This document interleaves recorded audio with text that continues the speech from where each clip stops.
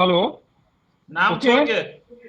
हाँ जी हाँ सर, मैं शिवहर डिस्ट्रिक्ट से बिलोंग करता हूँ बिहार में, और मेरी स्कूलिंग गांव में ही हुई है। मैंने 10+2 पटना से किया, उसके बाद मेरा ग्रेजुएशन भी पटना यूनिवर्सिटी से 2005 में हुआ, इकोनॉमिक्स ऑनर्स से। और उसके बाद मैंने तैयारी करी और मैं 2007 से लगातार जॉब में हूँ। अभी फिलहाल मैं पंजाब नेशनल बैंक में एज ए सीनियर मैनेजर कार्यरत हूँ। दिल्ली में मेरी पोस्टिंग है।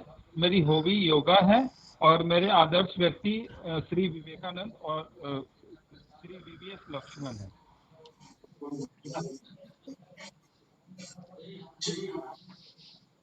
हेलो रंजीत जी, सर। अभी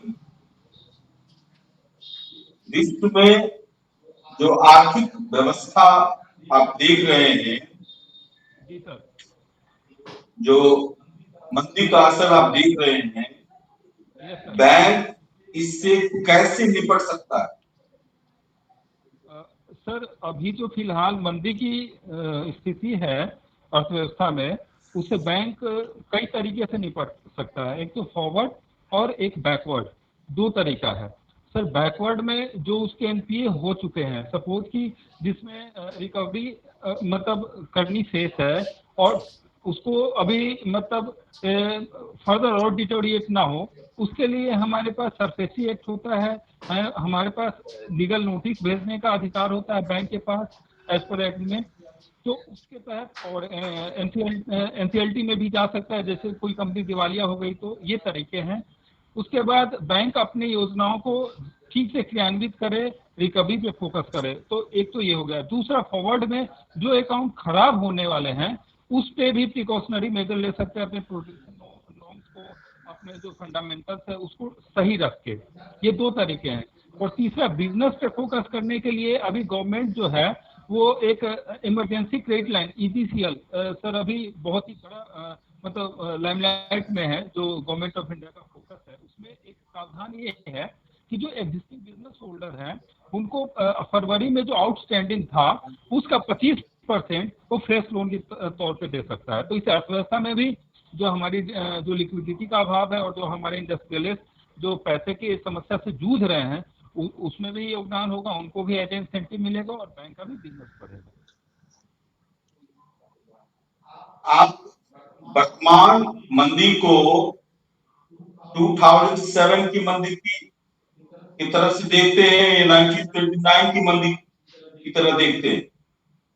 सर, इसको मैं 1929 की मंदी से देखना चाहूंगा, क्योंकि 1929 की मंदी जो थी वो यूरोप से शुरू होकर विश्वव्यापी हो गई थी, क्योंकि उसका जो रिपरकशंस था वो पूरे वर्ल्ड ओवर था। 2008 और 7 की मंदी थी, वो जो खासकर सबप्राइम क्राइसिस से जुड़ा हुआ था, तो उसमें रियल एस्टेट से ज़्यादा उसका जुड़ाव था।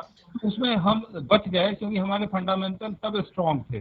तो इन दोनों में अंतर है सर। वो एक क्षेत्र विशेष से बिलोंग करता था, 2007-8 की सबप्राइम क्राइसिस से जो ग्लोबल रिसेशन हुआ था। तो इस हिसाब से ये सब प्राइम संकट क्या था? सर, सबप्राइम संकट एक ऐसा संकट है जिसमें जो है कोलेट्रल की क्वालिटी जो है वो कमतर रहती है, और जो लोन होता है, जैसे फर्स्ट टाइम बैंक ने एक कोलेट्रल को, जैसे हाउस की प्रॉपर्टी को मॉर्गेज रख के लोन दिया, फर्दर उस लोन को किसी और फिनेंशियल इंस्टीट्यूशन को बेच दिया, और इस तरह बेचने की क्रिया तब तक जारी रहती है। लेकिन जब वो लोन रिकवरी में आता है, तो उसके अगेंस्ट जो मॉर्गेज किया रहता है प्रॉपर्टी, उसको खरीदने वाला कोई नहीं होता। उसके दो कारण होते हैं। एक तो लिक्विडिटी का अभाव होता है अर्थात में, इसलिए खरीदार के पास क्रय शक्ति नहीं होती। दूसरा, उस प्रॉपर्टी की सेल्फ जो क्वालिटी होती, it was so deteriorated that no one want to purchase it. तो ये दो कारणों से सबप्राइम क्राइसिस हुआ था। सर रंजीत जी, आप इतने अच्छे पद पर हैं, अभी बैंक में हैं, मैनेजर हैं ना? Senior manager.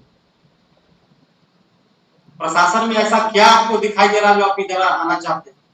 यहाँ तो लोग आत्महत्या कर रहे हैं, प्रशासक है वर्कलोड से आत्महत्या कर रहे हैं। आप क्या देख लिए प्रशासन में जो इधर आना चाहते हैं? सर, इसमें मेरा दो सबसे बड़ा रीजन है। एक तो माइक को मुंह के पास रखिए, आवाज आपकी कम आ रही है। हाँ, हेलो सर, आप आ रही है क्या? हाँ आप बोलिए।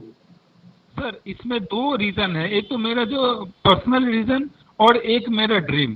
दोनों रीजन पर्सनली होगा। एक पर्सनल रीजन ये है कि मैं एक बिहार में कहीं भी रहूं, बिहार में पोस्टेड रहूंगा और मेरे माता पिता जो ओल्ड एज हैं, मैं उनकी सेवा शुश्रूषा करूंगा। एक मेरा बहुत ही प्रैक्टिकल रीजन है ये बिहार में प्रशासनिक सेवा में आने, चाहे मुझे कोई भी पोस्ट मिले तो मुझे बिहार से बाहर नहीं जाना पड़ेगा अनटिल अनलेस मैं डेप्यूटेशन पे जाऊं।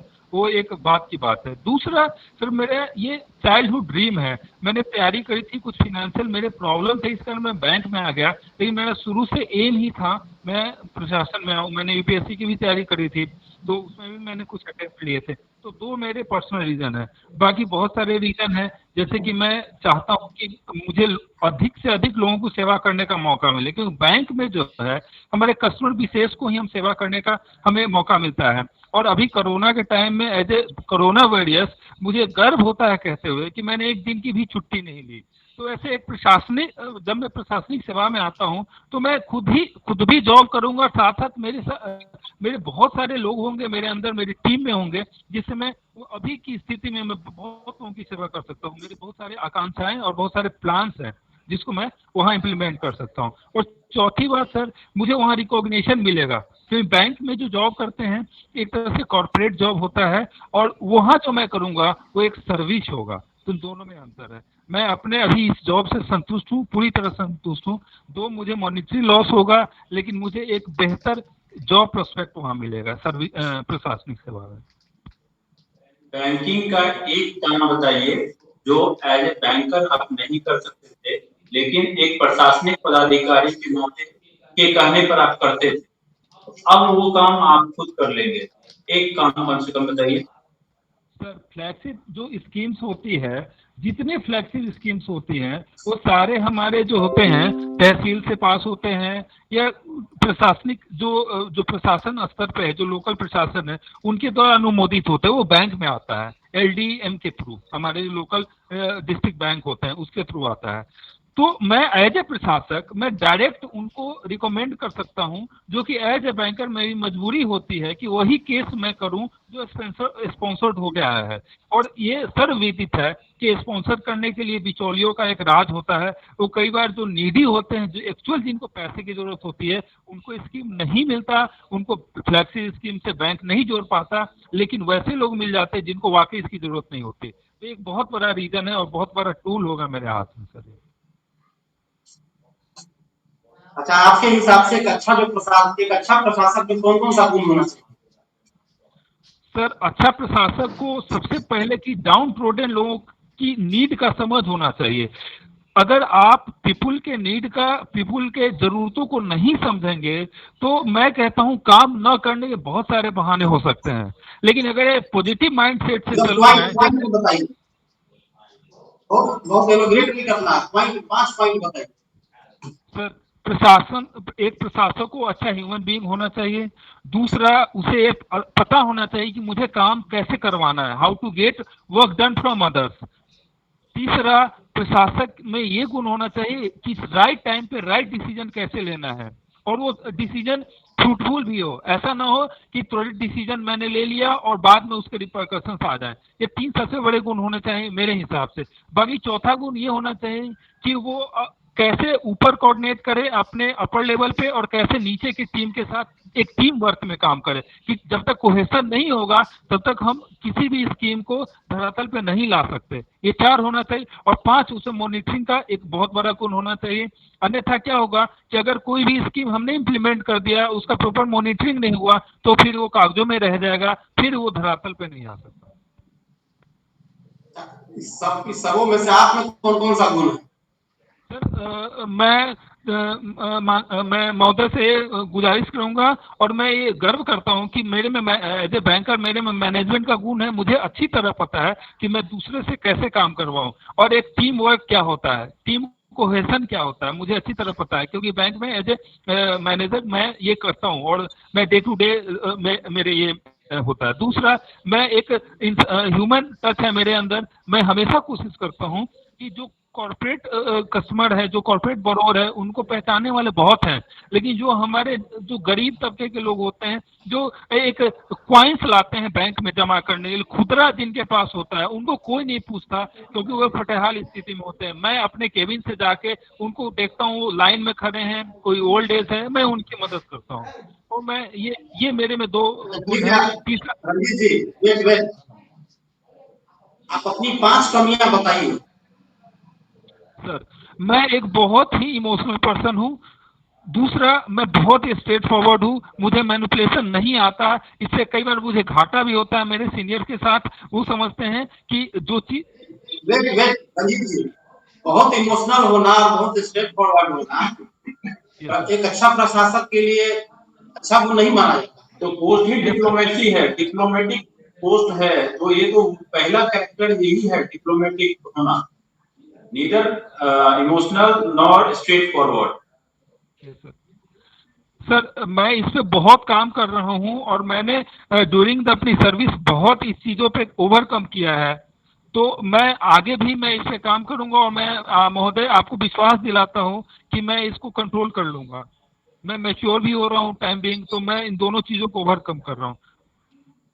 अच्छा, आप एक बात बताइए कि आपने भी सुना होगा कि बहुत सारे प्रशासक सुसाइड करते हैं, ठीक है?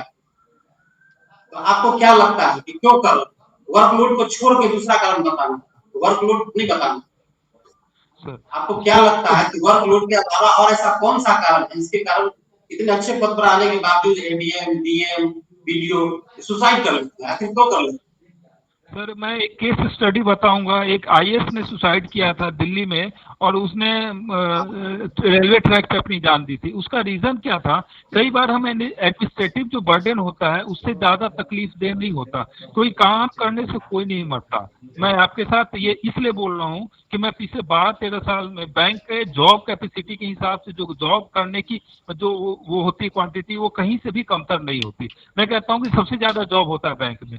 तो काम करने से कोई एकदम आप मरता नहीं, कारण बट चाहिए, बहुत एलिगेंटली कहना है। एग्जैक्ट कॉज बताइए कि क्यों करता है?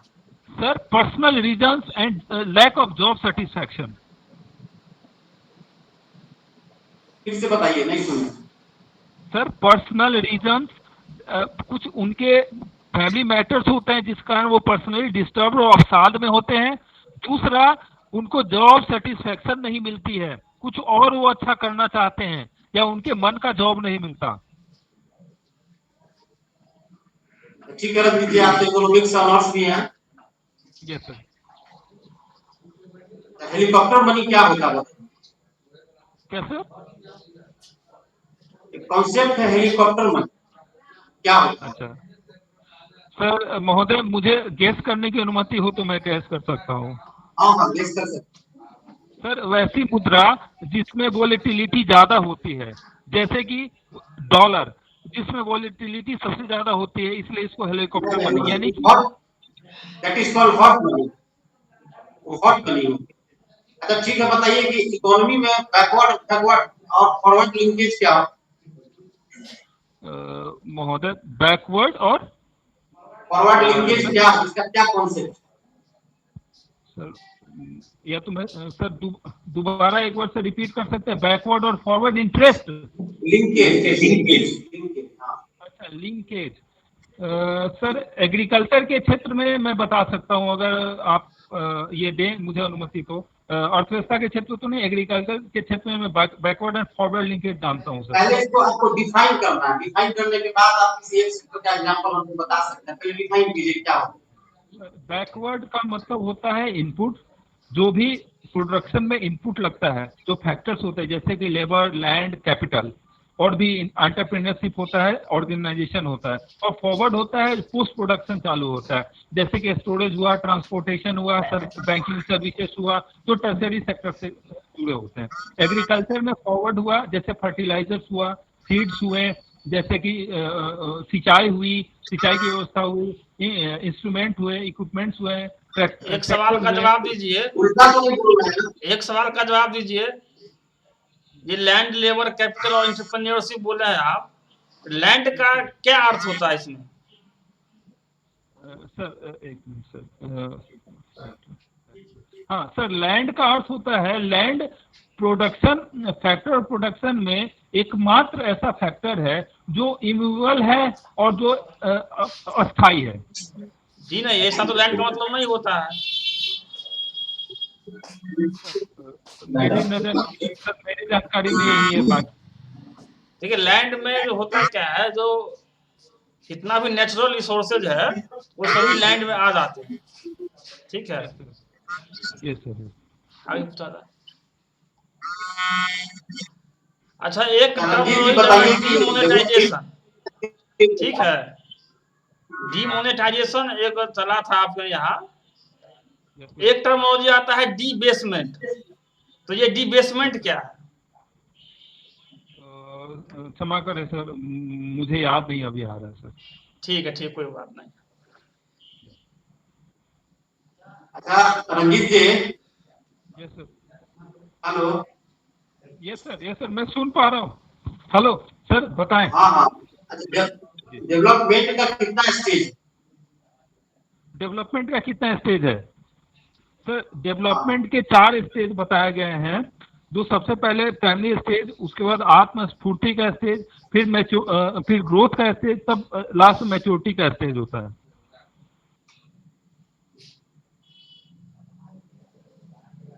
इसमें टेक ऑफ स्टेज भी कोई है? सर बिल्कुल, टेक ऑफ स्टेज आत्मस्फूर्ति के स्टेज के बाद की आती है, या उसके आसपास ही होती है। दोनों को कई बार एक ही मान लिया जाता है, या कई बार दोनों को फिर से चारों स्टेज बताइए, आवाज आपको क्लियर नहीं आ रही।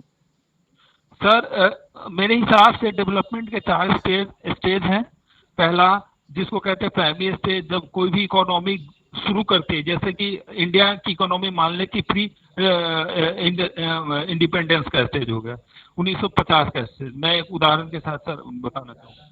1991 में जब योजना आयोग लागू हुई, तब उसको कहते हैं आत्मस्फूर्ति के स्टेज। उसके बाद जब दूसरी और तीसरी योजना के बाद चौथी योजना में अच्छा फल मिला, तो उसको कहते हैं टेक ऑफ स्टेज।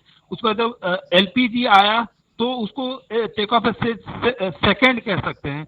अभी उसके बाद एलपीजी के बाद ग्रोथ स्टेज आया, और अब ग्रोथ स्टेज में हम अभी हैं। मैच्योरिटी स्टेज आना हमारा स्टेज है। टेक ऑफ स्टेज को ही हिंदी में आत्मस्फूर्त स्टेज पर, हाँ, उसको कई बार एक ही स्टेज और टेक ऑफ स्टेज दोनों एक ही होता है। यस सर, यस अच्छा, आपके हिसाब से इंडिया में किस स्टेज में? सर इंडिया अभी मेरे हिसाब से सर टेक ऑफ स्टेज की बात की स्थिति है सर। ये मतलब तीसरे स्टेज में है सर इंडिया। माने इंडिया भी टेक ऑफ में पहुंचा है कि नहीं पहुंचा? सर बिल्कुल पहुंच गया है सर, पहुंच गया है।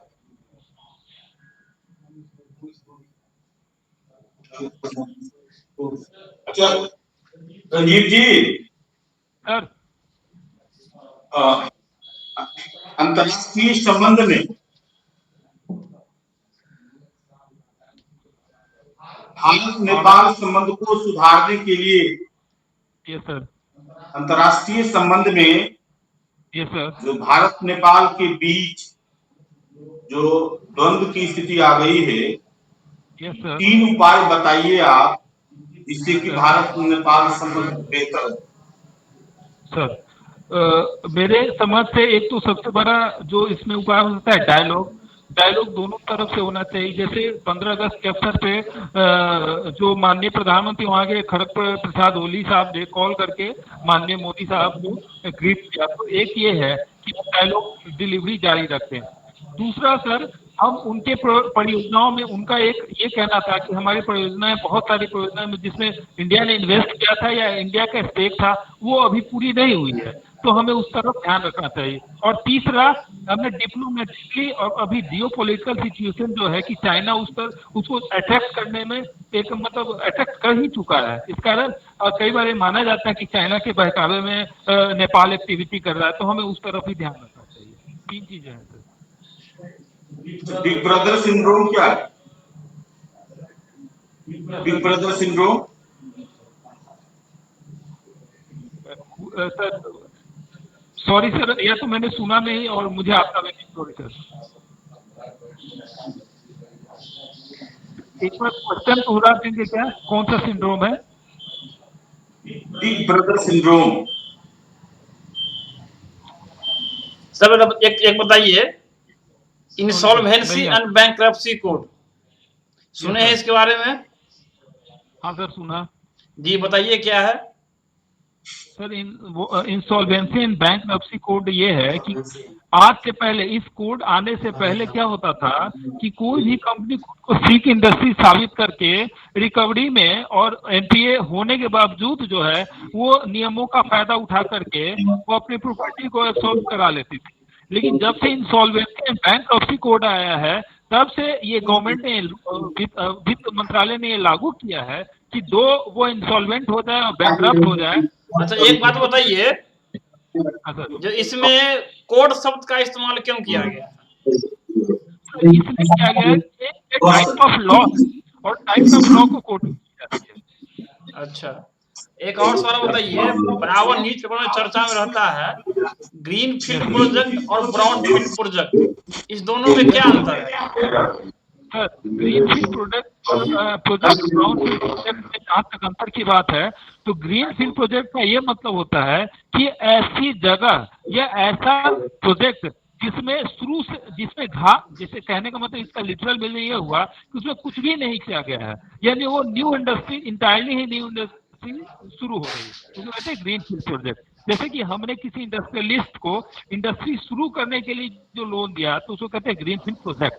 और ब्राउन फील्ड प्रोजेक्ट का मतलब ये होता है कि वो इंडस्ट्री किसी न किसी स्टेज में है तब हमने उसको एडिशनल लोन दिया। आपका पोस्ट प्रेफरेंस क्या है? सर मेरा पोस्ट प्रेफरेंस है PRS, PFS और उसके बाद सर 30 पोस्ट है सर। तो पहला है BAS। Yes sir. अच्छा अगर आप BAS बनते हैं और एज ए SDM तो आपकी 5 प्राथमिकता क्या रहेगी? सर मेरी प्राथमिकता वही रहेगी जो बिहार में समस्याएं हैं उन समस्याओं से जुड़ी ही मेरी प्राथमिकता रहेगी। सबसे क्या समस्या है बिहार में? सर 5 समस्याएं हैं। एक तो आपदा से बिहार जूझता रहता है, आपदा 2 तरह के, बाढ़ और सूखा, तो उससे पहले मैं ध्यान दूंगा मेरे जो एडमिनिस्ट्रेशन में जो भी चीज आएगी इससे रिलेटेड जो भी चीज होगा। चलिए आपदा और बाढ़ में, यस सर, आपदा और बाढ़ से निपटने में बैंक क्या मदद कर सकता है? सर बैंक बिल्कुल मदद करेगा।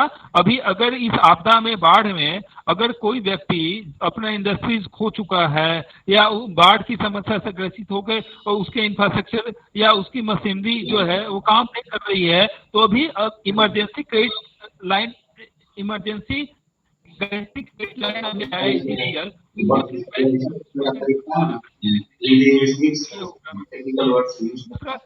बैंक जो गरीब तबके के लोग हैं जो बैंकिंग चैनल हैं उनको फ्लैगशिप स्कीम के तहत भी लोन दे सकती है। तीसरा किसान क्रेडिट कार्ड के तहत बैंक अपने जो साल में 2 बार जो किसान क्रेडिट कार्ड के तहत ओवरड्राफ्ट देती है उसके तहत भी बैंक लोन दे सकती है।